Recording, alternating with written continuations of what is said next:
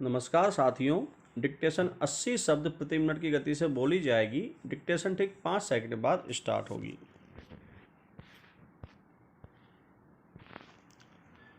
Start. महामारी के दिनों में सुबह शाम की सैर भी बाधित हुई।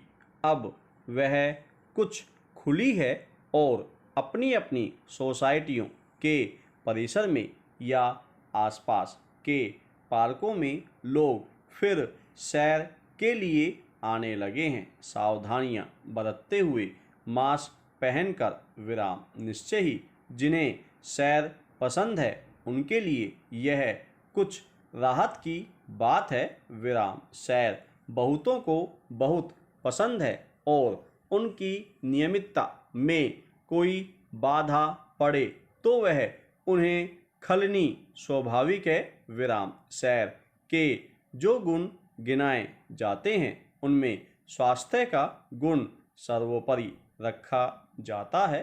विराम पर मेरी समझ में सैर का संबंध सौंदर्य की भूख को भी शांत करने से जुड़ा हुआ है। विराम खुली हवा में सांस लेने से भी उसका संबंध है। विराम फूल, पौधों, वृक्षों, पक्षियों आदि को निहारने का सुख, सूर्योदय और सूर्यास्त के समय आकाश के रंगों में भी क्षण दो क्षण के लिए डूब जाने का आनंद कोई सैर करने वालों से पूछ कर देखें।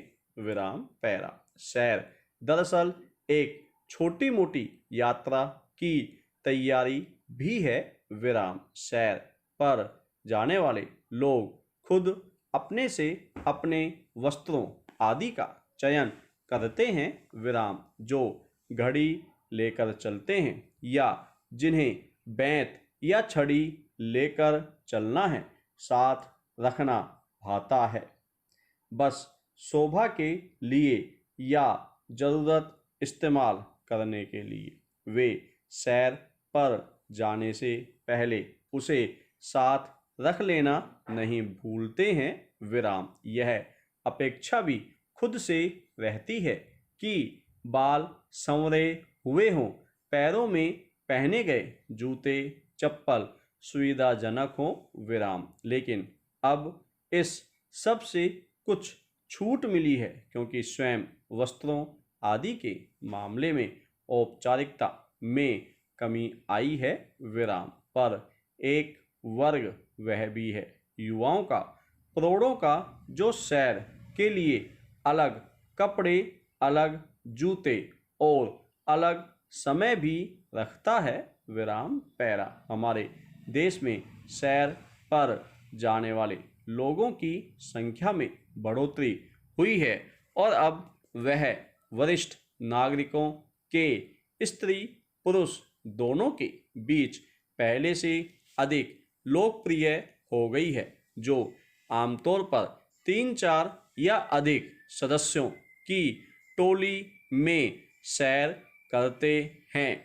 बतियाते हुए विराम इनमें से कई सैर का समापन एक गोष्ठी से करते हैं, किसी पुलिया पर, पार्क की किसी बेंच पर या चाय की किसी दुकान पर।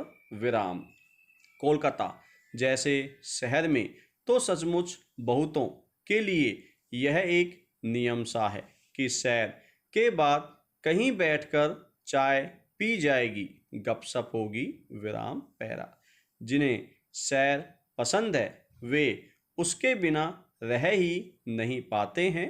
विराम अपनी कहूँ तो मैं भी इसी वर्ग का हूँ। विराम देश दुनिया में कहीं भी रहा हूँ, सुबह की सैर की है।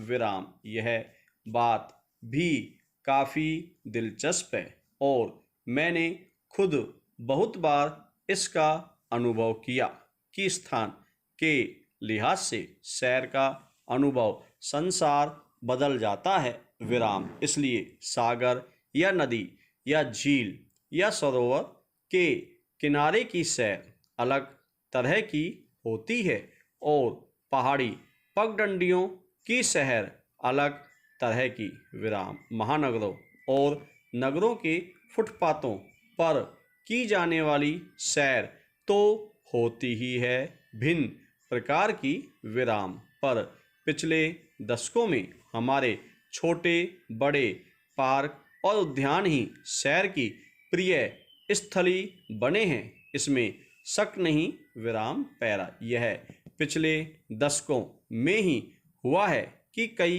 नगरों महानगरों में अब सैर के लिए पार्कों उद्यानों में आपको कुछ शुल्क चुकाना पड़ता है, जो 2 रुपये से लेकर 10 रुपये तक का हो सकता है। विराम पार्कों का प्रबंध अब अधिक व्यवस्थित हुआ है। फूल पौधों की संख्या में बढ़ोतरी हुई है और रोज सुबह किसी पार्क में सैर के लिए जाने वाले सैलानियों को अपने अपने पार्कों से लगाव भी बहुत हुआ है। विराम महानगरों की उन चुनिंदा पगडंडियों में भीड़ भी बहुत बड़ी है, जो सैर की दृष्टि से मनोरम और खुले स्थल माने जाते रहे हैं। विराम इसलिए कोलकाता का विक्टोरिया मेमोरियल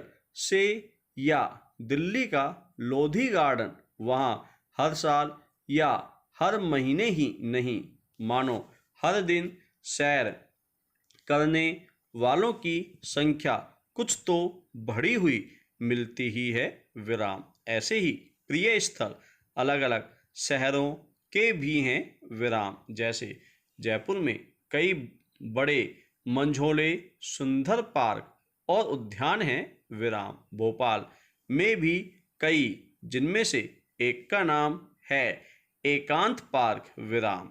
वन विहार तो है ही विराम। चंडीगढ़ की तो कहना ही क्या। सुबह के समय आप किसी भी सेक्टर के किसी भी फुटपाथ पर टहले, एहसास किसी पार्क या उद्यान में टहलने जैसा ही होगा। विराम पैरा हिंदी में सैर के लिए अटन शब्द भी रहा है और श्रीधर पाठक ने तो सांध्य अटन नाम से एक कविता ही लिखी थी। विराम अटन वैसे यात्रा, सफर, भ्रमण आदि का अर्थ भी देता ही है। विराम जो भी हो, प्राकृतिक सुषमा को निहारने, प्रकृति के साथ कुछ समय बिताने, मंद हवा के स्पर्श को शरीर और मन पर अनुभव करने का एक प्रसंग भी है सुबह शाम की सैर। क्योंकि सचमुच कब हमने नहीं चुना सैर के लिए वह स्थल जो शांत हो, सुषमा संपन्न हो, मनोरम हो, जहाँ या तो जल का कलकल स्वर हो या पक्षियों का कलरव हो या फूल पौधों वृक्षों की ऐसी मनहर कतारें हों जो मानो मन हरने के लिए ही सजाई गई हों, और ये सभी एक साथ हों तो फिर कहना ही क्या। अचरज नहीं कि कई पार्कों उद्यानों में छोटा मोटा ही सही एक जल कुंज भी होता ही है। विराम धन्यवाद साथी।